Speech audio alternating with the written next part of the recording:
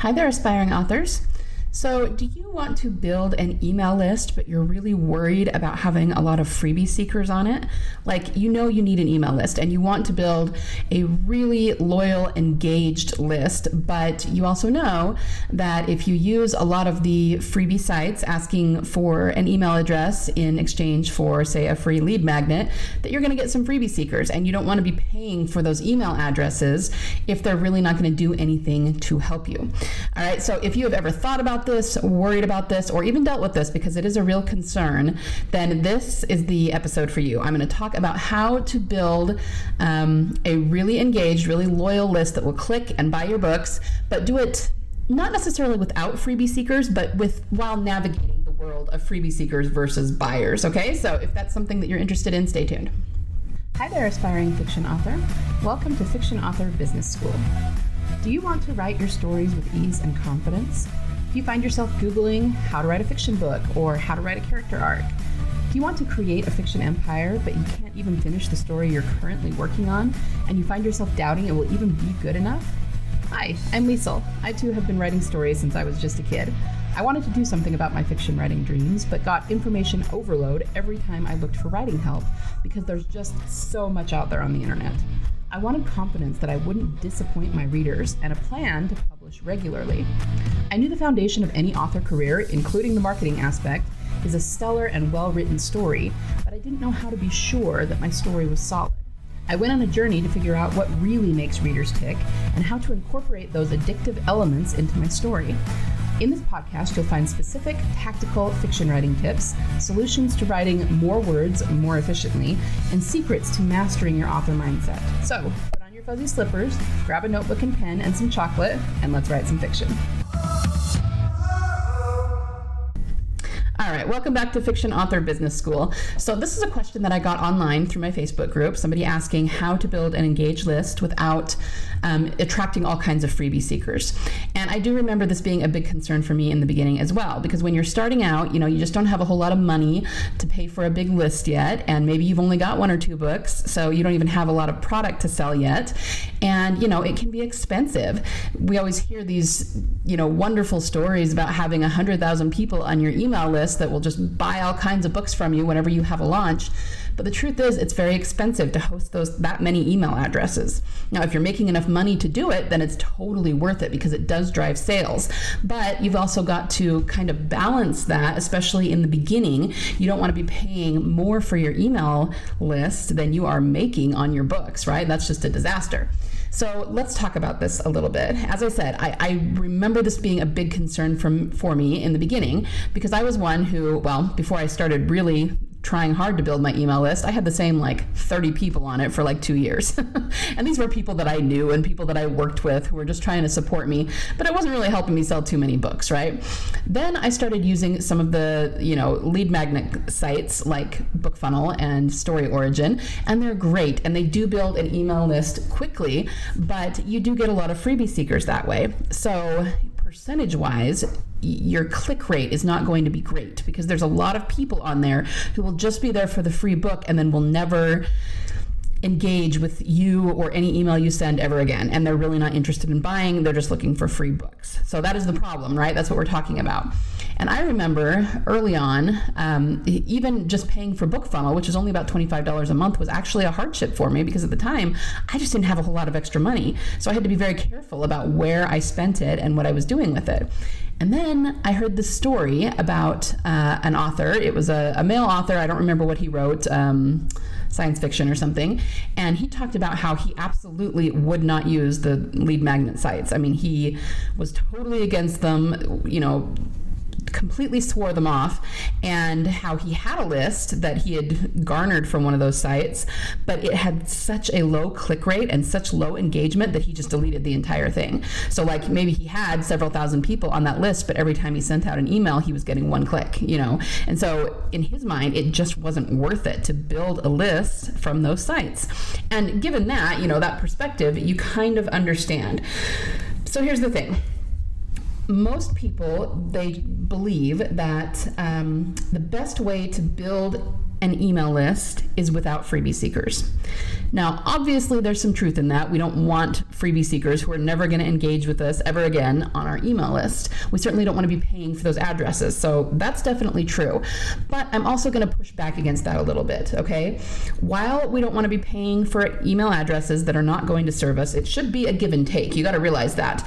You are giving them something for being on your list. You are giving them first crack at, sales and behind the scenes stuff and just, fun things, entertainment. And they are on your list. They should be sort of paying you for that. And I don't necessarily mean literally. I mean, hopefully they're buying your books, but they just need to be giving something in return if they want to stay on your list. Okay, so it should be a give and take. It absolutely should. But I'm also going to submit that growing your list without freebie seekers is actually not the best way to grow your list. It is not going to serve you. Now, there's a time and a place for it. There are people who only grow their list organically, which just means that they put a link in the back of their books and that's all they do, and people sign up whenever they want to, as quickly as they want to, and they absolutely will not advertise their list because they're too afraid of getting freebie seekers. Now, I'm not saying that's a bad thing at all. I think it's a good thing, and I think that you absolutely should have links in the back of your book to help grow your list, because the people who sign up from those links will be much more loyal than those who sign up from a lead magnet site for the most part. The only issue with that is that, number one, it's going to take a long time to grow your list. Okay, it can take years. You can get, you can have a link in the back of your book for 2 years and only get 25 to 50 people signing up to your list in that entire 2 years. Now, it's going to depend on the author, of course. Some people do much better than that. Some people do worse than that. But it does tend to take a lot longer to grow your list that way, okay?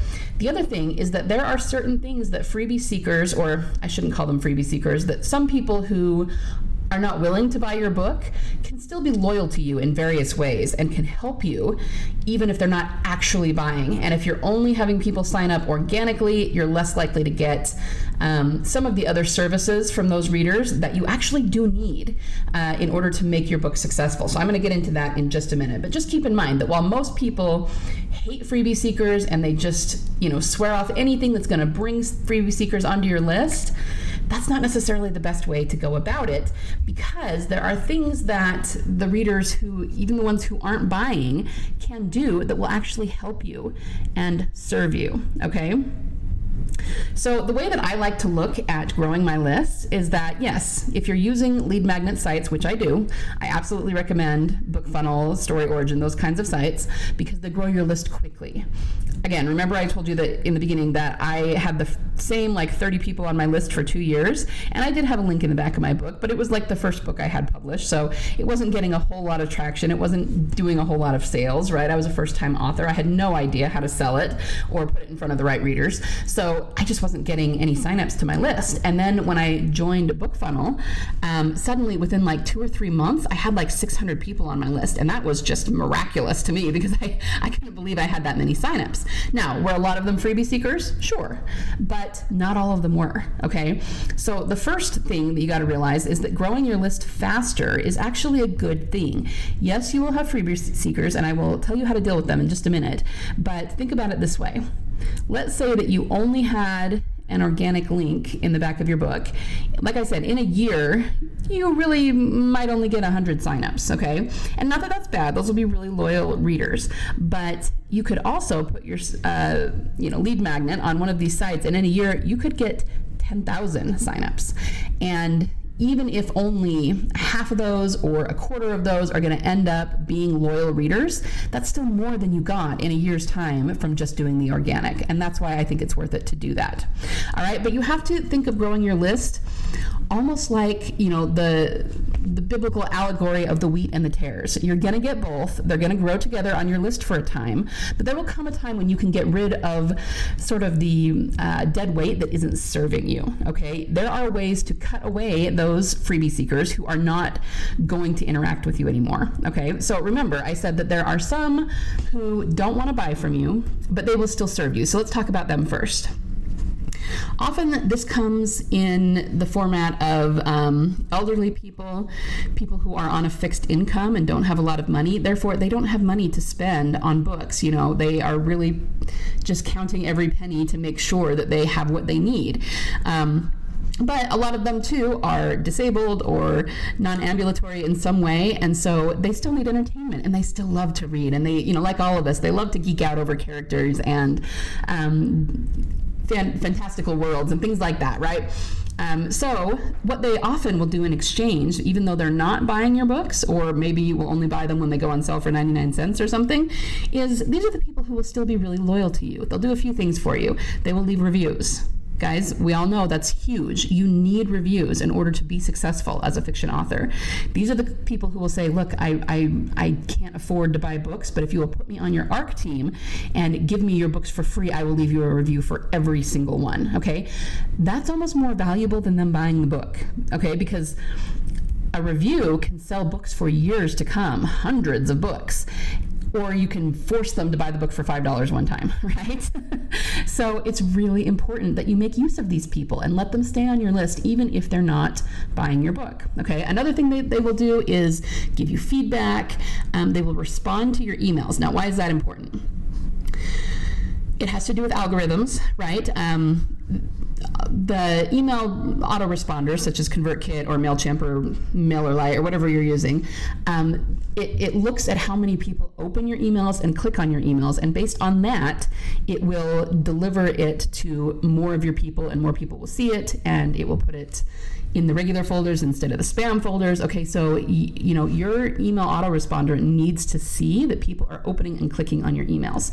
So these same people who are not buying your books, another thing they do is they interact with your emails. They will answer you. They will tell you about their lives, okay?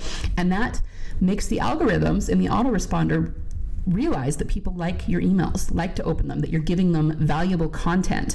And that strengthens your email list. It will mean that your emails are reaching more people. If you send an email that nobody clicks on and gets all kinds of unsubscribes and everyone deletes it, you're going to have a really hard time getting into their inboxes again and being seen, okay? Because the autoresponder knows what just happened and will not make your email a priority the next time it goes out. So that's another way in which you need these people who may not be buying your books, but are doing other really good things to support your business as a fiction author, okay? So how can you tell the difference between those who are not going to serve you at all, just showed up for the free book and are never going to open another email you send, and those who maybe aren't buying your books but are serving you in these other ways? Well, most email autoresponders have it built in now. Basically, you look at who has opened an email in the last, however long, 90 days. If you have someone who has not opened an email, has not certainly interacted with you, clicked on anything, then they're probably one of those, dead weight types that are just not going to ever do anything to serve you. So those you want to get rid of. It's called cleaning your list, okay? Or sometimes you hear it spoken of as list hygiene. And that just means you're getting rid of the dead weight that is not serving you. Remember, I told you earlier, it has to be a give and take. So you're giving to them, they need to give something back to you, whether it's a review, whether it's engagement, whether it's buying your book, okay? And if someone's not giving you anything in return, then you don't want to be paying for their email address, because that's just a black hole, right? So you need to clean those people who are not serving you off your list. And anyone who has opened, clicked, talked to you, bought anything, then of course you're going to let them stay. Now, there are a few nuances to this. Every once in a while you have someone who does open and click, but because of the device they're using or the platform they're going through, the autoresponder isn't picking it up and is showing them as someone who isn't clicking. But there are ways around that too, okay? Usually what you do is you send a sequence of emails that say, hey, I noticed you haven't opened anything on any of my emails in the last 90 days. Let me know if you want to stay on my list and I'll let you stay there. Otherwise, I'm probably going to delete you from my list, but if at any time in the future you want to come back on, just do X, Y, and Z. And sending something like that usually catches anything that's falling through the cracks, because when I clean my list, it's always the same people who will email me and say, hey, I don't know why it's showing that I'm not opening, but I am. Please let me stay on your list. So they will kind of qualify themselves in that way. And if they don't, because they're not opening your emails anyway, then they're not even going to know they got kicked off your list, because they don't care, right? So this is what you're going to do in order to clean your list. And a lot of the email autoresponders actually have it built in. So I use ConvertKit, and I highly recommend ConvertKit. It's a very robust email autoresponder. I use it for everything. If you want to check it out, I'll put an affiliate link in the show notes. Yes, I am an affiliate, but I only am an affiliate for things that I love and use every single day in my business. So ConvertKit at least has a whole It's called a cold subscriber sequence, and they basically have the emails built out for you. You just have to go in and customize them to you, and then every, however long you want to do it for. Some people do it once a year, some people do it every 90 days, some people do it once every 6 months, whatever works for you. You just start that cold subscriber sequence, and ConvertKit automatically pulls in anyone who has not opened one of your emails in 90 days and puts them through the sequence. Anyone who clicks and says they want to stay on the list is taken out, and then whatever is left after, I think it's about a week-long sequence, you can just delete them, okay, because they'll still be in the tag. But like I said, ConvertKit sets it up so that if they click, they're taken out of the tag, so you just know whatever's left after however long are the ones that are cold subscribers, meaning they haven't clicked or opened in 90 days, and you can just delete them, okay? So it makes it really, really easy. One of the many reasons I love ConvertKit, but a lot of the other autoresponders probably have something similar. And even if they don't, you can set one up manually yourself. It's not too difficult. If you don't know how, just maybe Google how to do it for your autoresponder. So something like how to get rid of cold subscribers in MailChimp, or you'll find a tutorial. Like, they're all over the place. Okay. So once again, remember I told you that growing your list is going to be a little bit like the wheat and the tares. You're going to get freebie seekers, you're going to get the ones that are not going to serve you at all, you're going to get the ones who will serve you in other ways, and then you're going to get the paying customers, and you're going to get some that are just absolutely loyal mega fans, right? So you have to let them grow together. And the reason that I say that growing your list without freebie seekers is not the best way to grow your list is that you're missing all this other stuff, okay? And this allows you to reach more people, a broader audience, and nurture all of them together, and then you'll know exactly who is loyal and can stay on your list and who is not. Okay, so where do we go from here? This is what I want you to do if you are not already doing it to grow your list, okay? Number one, you're going to write that lead magnet that you're going to give away in exchange for email addresses. This is very, very important. I have other episodes about lead magnets, which I will put in the show notes. All right, those episodes are episode 110, Want More Readers, How to Drive Tons of Free Traffic to Your Fiction Book or Series with Lead Magnets, episode 111, Writing a Fiction Lead Magnet, Best Practices for Success, and episode 113, Got Your Fiction Lead Magnet Planned, 5 Steps to Getting It Written. So I kind of did a little 3-part series if you want to review that on lead magnets. Once you have that written, you're going to put it up on some of these lead magnet sites like BookFunnel, Story Origin, My Book Cave is another one. There's some others. These sites do cost a little bit per month, but it's not exorbitant. It's usually $10 to $20, okay? And like I said, for $10 to $20, you can grow your list really quickly by hundreds and hundreds of subscribers, so it's definitely worth it. And then I would say every 3 to 6 months, just clean your list. Clean off the freebie seekers that are not serving you, and make sure that you are nurturing the list that you have, meaning you are sending emails. You are finding ways to make sure that they are loyal to you and bonded to you. I have a whole program about that, which I can tell you about in just a minute. But as long as you're emailing them on a regular basis and they get to know you and get to know your books and you're kind of guiding them through your backlist, you shouldn't have a problem with nurturing them. They will become really loyal to you. And the other thing that I haven't talked about is that some people, you're going to get some people on your list that will will download your free lead magnet because they think it looks interesting or it's a genre they read, and then they'll decide that your writing just really isn't for them. That you're not going to get away from that. Some people just won't like your style or just won't like, what happened in the story or what you did with your characters. And that's okay. If they don't want to be on your list, a lot of them will self-qualify by unsubscribing themselves. And that's a good thing because that way they're not taking up space on your list. You're not paying for that email address. And they've just decided that, they're not that into what you write. Cool. They'll go find somebody else and you can only pay for the subscribers that love your work. Okay. So like I said, you're going to put your lead magnet up on the site. You're going to clean your list every 3 to 6 months. You're going to nurture the people who are on your list. And then you can use those loyal people who don't want to buy as your ARC team to get you reviews, to drive engagement, and to speak with about what's going on. I mean, sometimes they can give you the most valuable feedback on what you've put in your emails, on what you're doing currently, on what you're writing, your WIP, all of that. So get to know your email list, engage with them, and allow them to be on your list and to interact with you in the way that serves them best, because I promise you that will also serve you best, even if they're not actually buying your books. Okay? So this is what I have for you today, and I hope that's helpful. The bottom line is just don't be afraid of the freebie seekers. There's so much fear around that. And I remember feeling it too in the beginning, just being like, oh my gosh, what am I going to do? I'm paying this money for BookFunnel, and then I'm going to end up with a list that doesn't click. And it's scary, and we can't help but worry about it.